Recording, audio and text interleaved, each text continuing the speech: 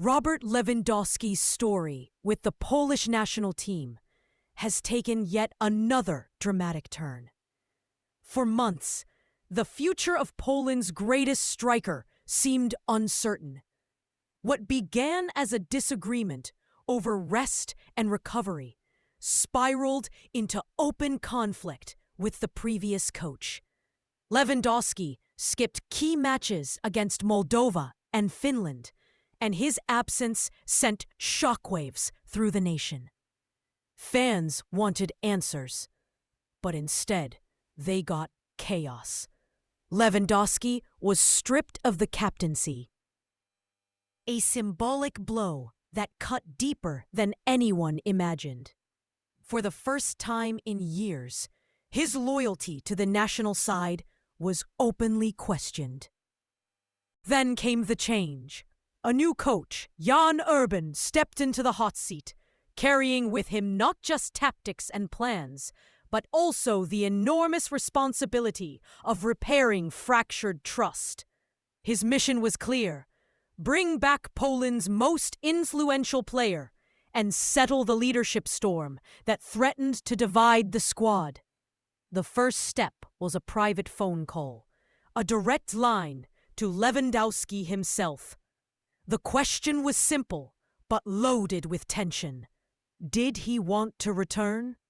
The answer, thankfully for millions of fans, was yes. Urban confirmed that the striker agreed to rejoin the national team. But he didn't stop there. He knew the story was bigger than a comeback. The captain's armband, once worn so proudly by Lewandowski, was now in limbo.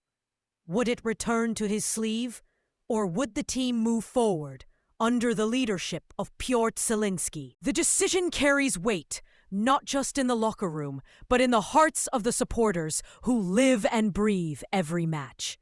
A recent poll captured that passion.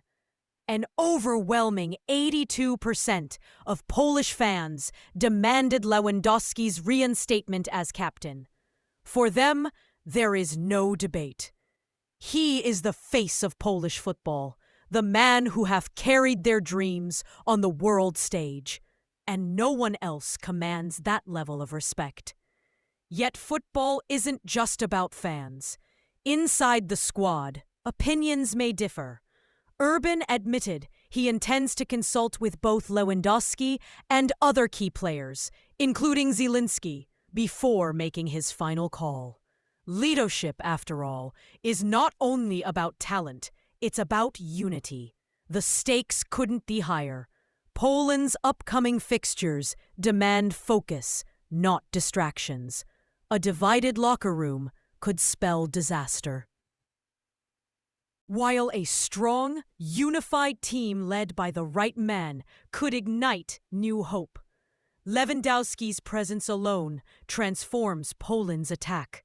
His goals, his experience, his aura, they remain unmatched. But leadership is fragile. Restoring the armband could heal old wounds, or it could create new ones.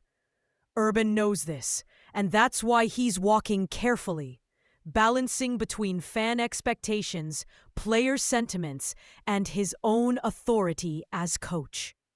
For Lewandowski, the return is more than symbolic. It's about legacy. At 36, he knows the clock is ticking on his international career. This could be his final chance to guide Poland into a new era, to cement his status not only as the country's greatest goal scorer, but also as the leader who never turned his back when it mattered most. Yet, if the captaincy remains elsewhere, how will that impact his role? Will he still inspire the same fire in his teammates, or will doubts linger beneath the surface? One thing is certain. All eyes are now on the training camp. Urban has promised clarity before the first ball is kicked. The question is whether he will hand Lewandowski back the armband, or whether Poland will march forward under new leadership. For now, suspense grips the nation. Fans wait, hoping their hero's story doesn't end with silence, but with redemption. Because for Poland, this is more than a captaincy debate. It's a fight for identity, for pride, and for the chance to believe again. Lewandowski has agreed to return. The coach has opened the door. But the armband, the symbol of power, unity, and trust, that decision still looms, and it could define the future of Polish football.